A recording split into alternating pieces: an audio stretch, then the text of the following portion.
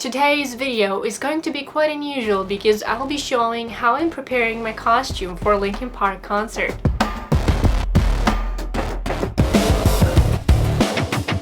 Going plain just doesn't match my vibe. I haven't visited a single festival without wearing a costume I personally made. So today I'll be vibing with Mike Shinoda and Linkin Park. So I used art of Mike Shinoda as a reference from his unique project called ZIGGURATS. And I'll go over making a cloak, the mask, and claws. So have you ever thought about a music costume? See, movie and game costumes are already a part of the pop culture, but is there anything more iconic than Linkin Park and the art that Mike Shinoda creates? Now there's one thing that I want you to remember. If something doesn't work, let's make it work. I bought a nylon fabric that's used for raincoats and cut some funky regular shapes that resemble dripping, tar, or slime.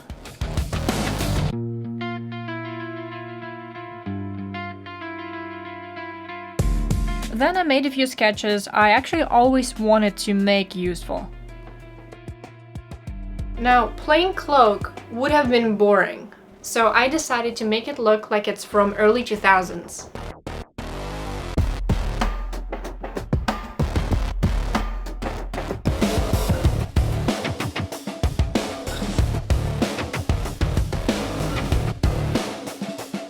This cloak also has a neat standing collar now. These random drawings are stylized to whatever popped in my head when I thought of 2000s, especially MTV.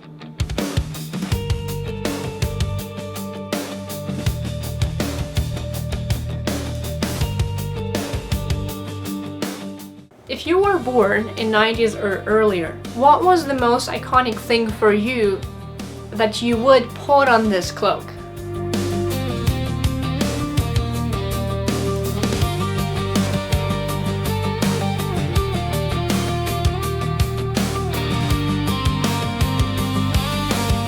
And here goes possibly the core part of my video.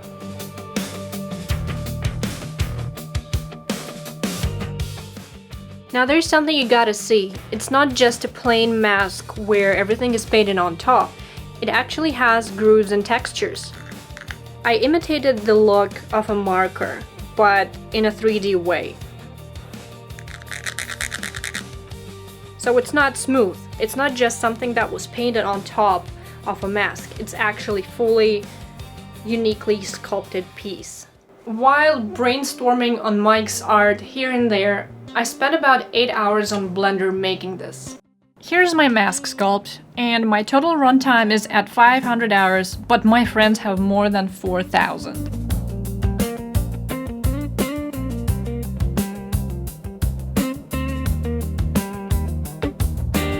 Stay tuned to see how this texture helps me painting. I always sand my creations. It provides best paint and primer adhesion, and I absolutely hate these fine stripes regardless.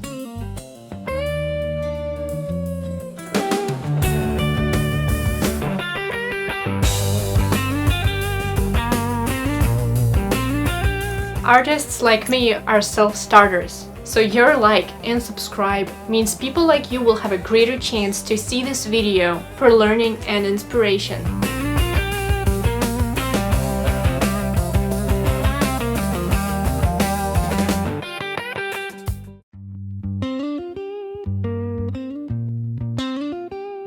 Once I applied some base color, I used a technique called dry brushing.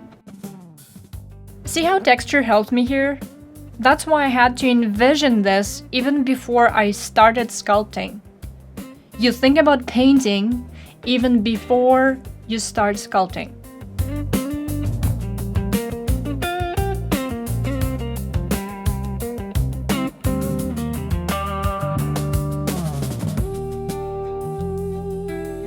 So what do you think about this marker effect? Did you learn something new?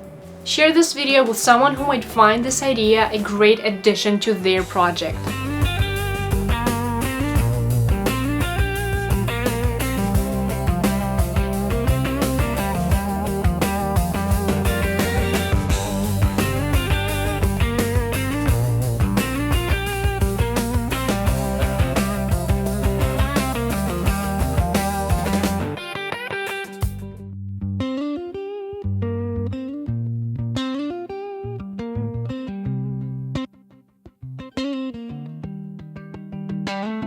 Now let me show you something. Same goes for the feathers. They're all textured. Every single one of them has grooves. Feathers actually were a beast because I used my laser cutter to cut them.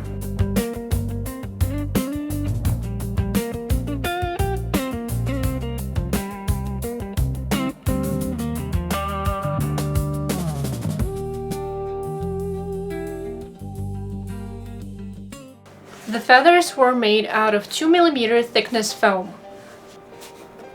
It's actually fine if you bend it a little bit, but you should avoid making sharp angles with the foam because it does take its shape and it's not that easy to fix without some heat applied to foam, which you also should be careful with. So yeah, how I made the feathers. It looks like this, literally. It's a small module. I don't have a full-on machine for this, so I bought a separate module to mount on top of my FDM 3D printer. So I have two machines in one.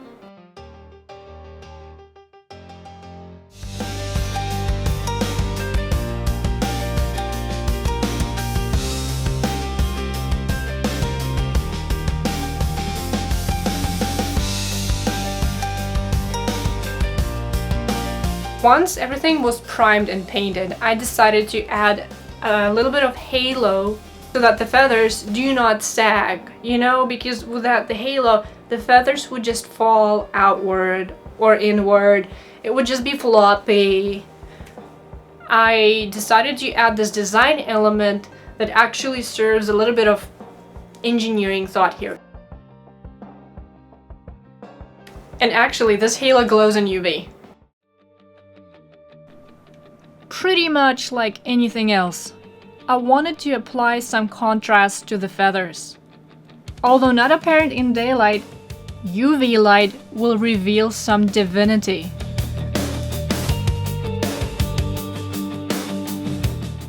The golden tooth was created using some UV nail gel and a gold rub. That gives some absolute results.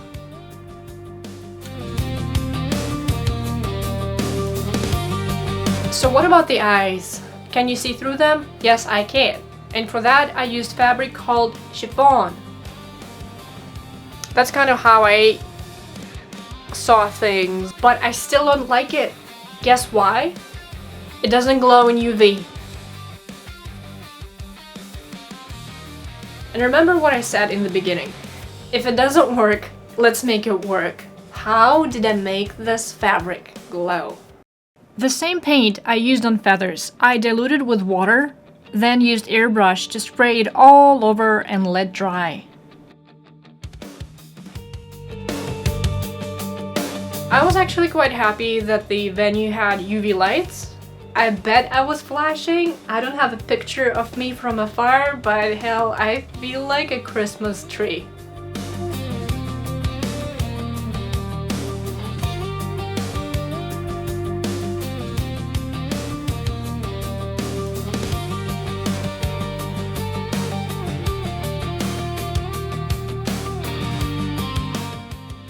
Last bit is a pair of earrings.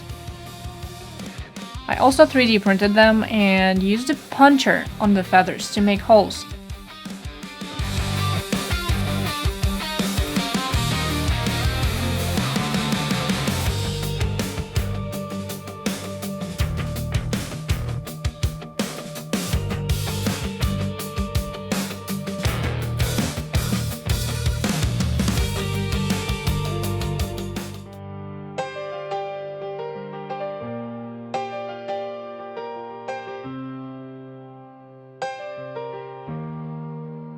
The claws are also made of foam, but I textured them with a putty They are pretty dull otherwise.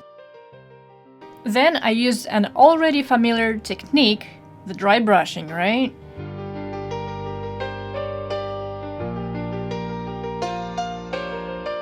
So I'm hoping to make more of these. I already have a few more ideas, but everything is time, right?